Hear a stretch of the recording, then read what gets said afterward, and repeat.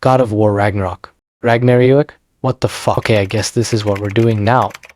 It was pronounced Ligma. A grand masterpiece with visuals so stunning and combat so satisfying, you'll forget that it's essentially a well-dressed grindfest. But let's slice through the frost-covered mythology and dig into the real problems. Because we all know that's what I do here. This is not entertainment, it's a well-constructed critique. Sarcasm. Don't get me wrong, a little break from hacking enemies to death is nice, but half the puzzles in Ragnarok are the same repetitive drivel from the last game. Move a block, throw your axe, wait, there's an enemy. In this highly populated area, you just fought 37 enemies in.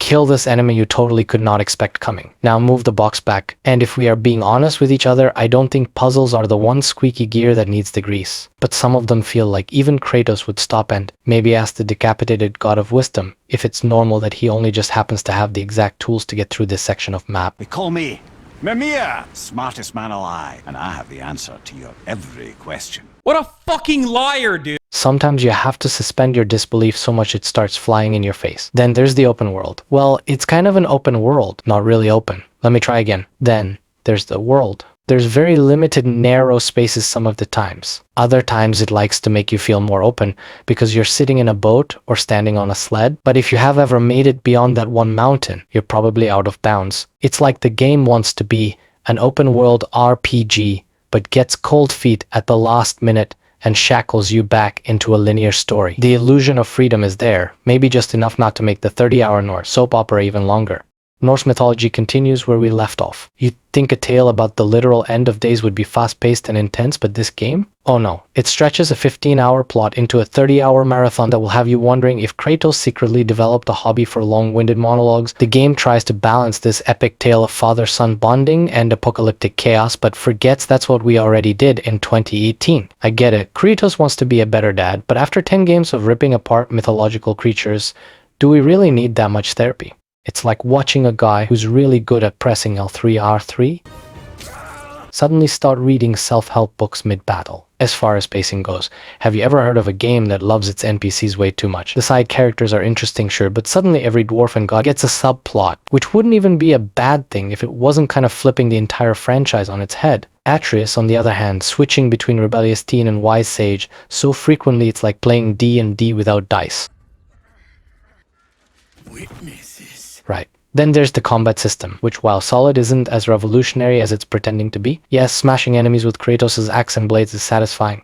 But let me ask this, why do all the enemies feel like they're designed just to stall you? It's 2024, and we're still dealing with damaged sponge enemies, except this time they're wrapped in fancy Norse aesthetics. The game throws more enemies at you in waves, but with barely any new mechanics to justify the grind. Boss fights are still impressive, sure, but half the time it's just you versus another oversized creature with glowing weak points. What I want to say is that maybe there's been a discussion about making this game a bit more combat complex. And Ragnarok kind of feels like they came to the conclusion that they don't want to try improving perfection, which I feel pretty justified to say because they literally made an entire DLC just so we can have more of it. Valhalla was pretty good though. What saves the combat is the pixels you throw in your axe at. Visuals are as good as it gets if you've got the right console. While Sony did release this on PS4, even the PS5 Pro will be doing rotations to give you 60 FPS. The PS4 is left gasping for breath like it's running the last leg of a marathon. Maybe no legs. No, more like being in a wheelchair without wheels. Graphical downgrades and performance hiccups are a common complaint for players on older hardware. You'll get jagged edges where the PS5 glistens mostly. It'd be almost acceptable if they just didn't release on last gen instead of making this calculator version. Thor, Odin, and the rest of the crew are supposed to be terrifying forces of nature, but instead they're more like edgy high school theater kids pretending to be gods.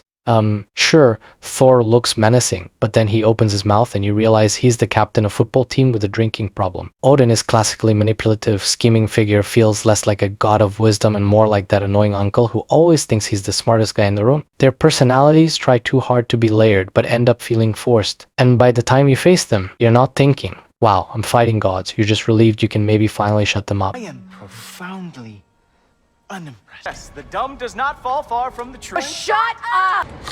Right now, if you're fuming already about like 12 or 15 points I've made, you will probably claim these are just nitpicks in an otherwise near-perfect game. Oh, the gods! You are ridiculous. But when you're paying $70 for what's touted as a masterpiece, it's okay to expect more than pretty graphics and recycled ideas. Sure, God of War Ragnarök is entertaining, but it's like that blockbuster film you enjoy in the moment and then immediately forget about afterward. It's visually stunning, occasionally thrilling, but bogged down by bloated storytelling, redundant gameplay, and design choices that scream safe sequel, which would be fine in the original trilogy, but taking risks is what this reboot started with. And now we are getting very, very cold feet again. That's all I have to say about this absolute unit of a game. Remember to enjoy yourself as much as I enjoy making you angry. Don't let the blood pressure too high and be well. Oh wait, you clicked on this video because of this thumbnail, didn't you? Right, I almost forgot about it. Whereas PlayStation owners could have enjoyed this smashing hit, Steam users were not so happy.